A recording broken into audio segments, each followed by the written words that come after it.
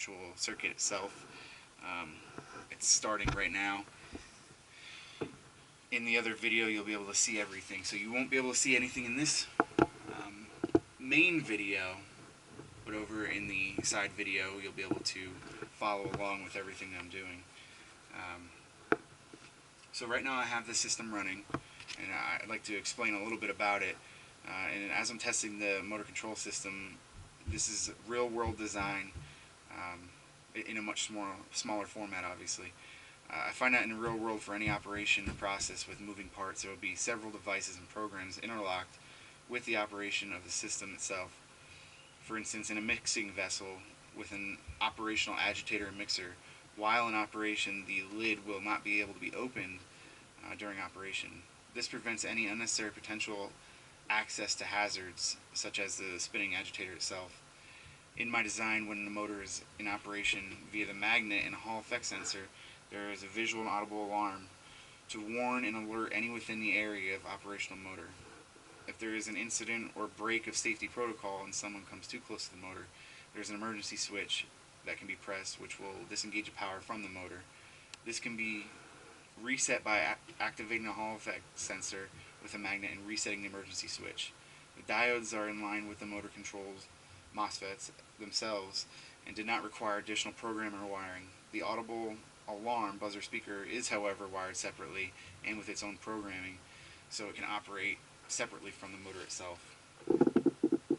So we're going to run through a few tests of the program. So it is active right now. You can see the light. The LED is green. My pointer. The LED here is green.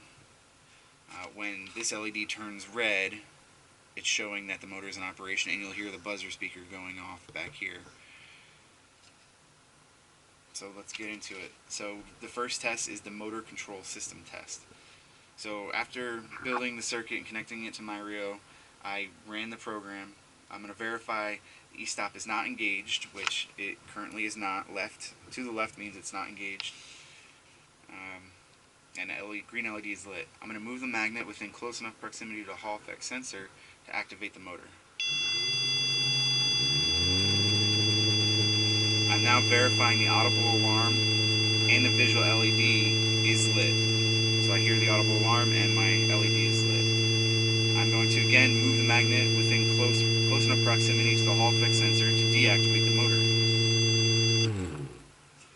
I'm now verifying the audible alarm and the red LED turned off and the green LED comes on, which it has. So that was test 1. Test 2 is the motor control system interlock e-stop test. So I'm verifying the e-stop is not engaged. Again, it's to the left, so it's not engaged. And I'm verifying the motor is not in operation by checking the green LED is lit. Green LED is lit. I'm going to move the magnet within close enough proximity to the Hall effect sensor to activate the motor. I'm now verifying the audible alarm and visual red LED is lit, which you can see it is. I'm going to engage the e-stop, and the motor should be stopping once I engage the switch. And I'm going to witness the red LED turn off, or the red LED will stay on, and the audible alarm turns off.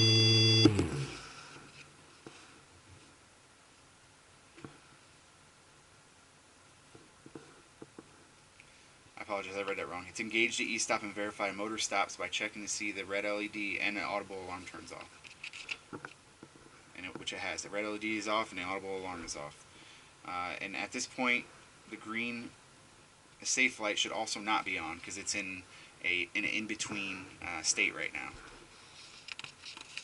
Now, I'm going to move the magnet within close enough proximity to the Hall effect sensor to reset the green safe light. You can see the green light came on. I'm going to disengage the e-stop. You can see that the motor has not come on.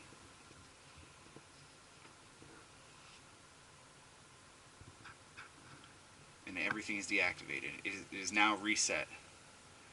And now we're going to do the LabVIEW program test.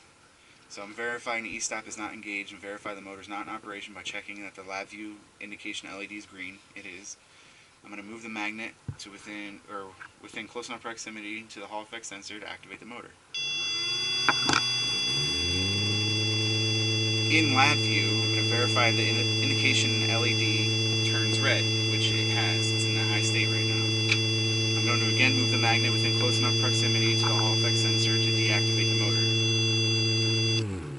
And in LabVIEW, you can see the LED has turned green. And that is the end of my tests. And those are just 3 functional tests for the motor itself, the circuit setup, the emergency stop setup, and the LabVIEW setup. The first test and the last test could be combined, but since I'm running 2 different videos here, I wanted to show them separately. But just to run through again, run a magnet across, that red LED turns on, audible buzzer, and the motor comes on. E-stop, everything shuts off. I'll reset the system, reset the e-stop, run it again, it should come on. And then again, run the magnet across and it turns off. Well, that is my final presentation, and I hope you enjoyed the show. Thank you very much.